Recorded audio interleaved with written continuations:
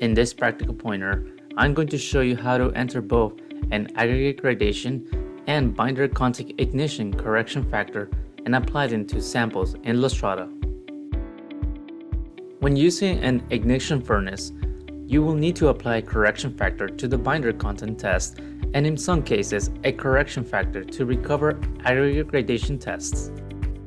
First, let's enter the aggregate ignition oven correction factor.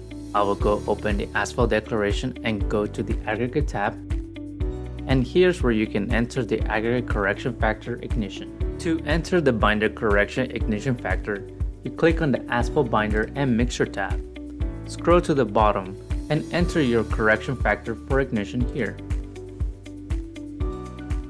Now, we will apply the correction factors to samples starting with the binder content.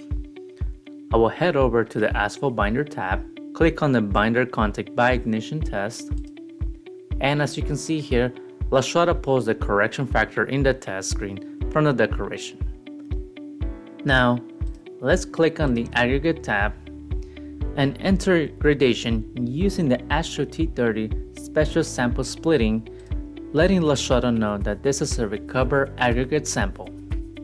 Once you click on the calculate button, at the top, LASTRADA will have passing percentage with the correction factor applied and actual passing percentage without correction factor. Thank you for watching. Watch our next recommended video in the Practical Pointer series here or watch the full playlist. For more resources like this, visit our resources page at lastradapartners.com/resources and subscribe to our channel.